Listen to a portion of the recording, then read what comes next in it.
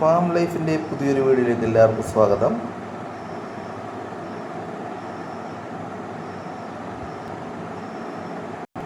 രാവിലെ പുട്ടിനുള്ള തേങ്ങ ചുരണ്ടിയിരിക്കുകയാണ്. ഈ 2 ചിരട്ടയിലായിട്ട് കുറച്ച് തേങ്ങ എടുത്തിട്ടുണ്ട്. എല്ലാ ദിവസവും ഇല്ല, എന്നാലും പുട്ടിന് തേങ്ങ കൊണ്ടുമ്പോഴൊക്കെ 2 പേര് വരും ഇവിടെ. അവർക്ക് കൊടുക്കാനാണ്. ഒരാൾ വന്നിട്ടുണ്ട്. നിനക്കുള്ള തേങ്ങ ഇതിലുണ്ട്, തരാട്ടാ. അല്ലേ, അടുത്ത ആളും വന്നിട്ടുണ്ട്. ഇപ്പോൾ 2 പേർക്ക് തേങ്ങ കൊടുത്തേക്കാം. 2 പേരും തേങ്ങാപ്പീര കഴിക്കുകയാണ്. അപ്പോൾ ഇന്ന് പുട്ടുണ്ടാക്കുമ്പോൾ ഒരു പ്രത്യേകത ഉണ്ട്. എന്താണെന്ന് വെച്ചിട്ടുണ്ടെങ്കിൽ തേങ്ങാപ്പീര ഡയറക്റ്റ് പുട്ടിലേക്ക് ഇടുന്നില്ല.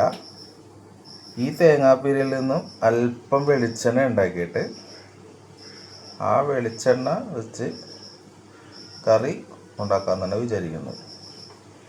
അപ്പോൾ നേരെ ഇതെടുത്ത് മിക്സിയിലിട്ട് അടിച്ചെടുക്കണം. ഒരു 2-3 കറക്കി എടുക്കണം.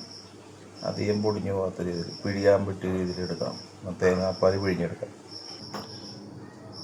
അപ്പോൾ നമ്മൾ തേങ്ങാപ്പാലിന് വേണ്ടി തേങ്ങ അടിച്ചെടുത്തിട്ടുണ്ട്. ഔട്ട് ഓഫ് ഫോക്കസ് ആണെന്ന് തോന്നണേ. ഇപ്പോൾ ക്ലിയറായി. തേങ്ങ ഇങ്ങനെ പതുക്കെ അടിച്ചെടുത്തിട്ടുണ്ട് കേട്ടോ. അപ്പം നമ്മൾ തേങ്ങാപ്പാൽ പിഴിഞ്ഞെടുത്ത് ബാക്കി വന്ന തേങ്ങ പുട്ടിന് പീരിയായിട്ട് ഇങ്ങോട്ട് മാറ്റി,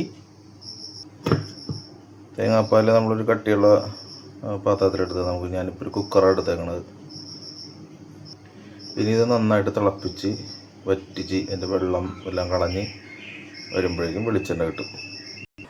അപ്പോൾ നമ്മുടെ വെളിച്ചെണ്ണ അങ്ങോട്ട് റെഡി ആയിട്ടാ. തേങ്ങാപ്പാൽ തിളച്ച് വെള്ളം പറ്റി വെളിച്ചെണ്ണ ഇട്ടുണ്ട്. എന്താ കുറച്ചുള്ള നമുക്ക് ഇപ്പോൾ ആവശ്യത്തിനുള്ള കറി വെക്കാനുള്ള ആവശ്യത്തിനുള്ള വെളിച്ചെണ്ണ, അല്ലെങ്കിൽ ഇപ്പോൾ തലേ തേച്ച് കുളിക്കുക. ഇനി പണ്ടുള്ള കാലത്ത് ചെറിയ കുട്ടികൾക്ക് വരെ കൊടുക്കുമെന്ന് പറഞ്ഞ് കേട്ടിട്ടുണ്ട്. അത്ര ശുദ്ധമായ സാധനം, തിളച്ച് വന്ന വെന്ത വെളിച്ചെണ്ണ എന്ന് പറയും.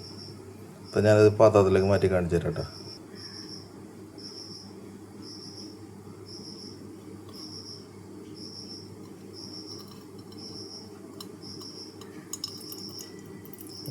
നല്ല സൂപ്പർ വെളിച്ചെണ്ണ, നല്ല മണമുണ്ട് കേട്ടോ. മണം വീഡിയോ കൂടി വരില്ലല്ലോ, നല്ല സൂപ്പറും മണം.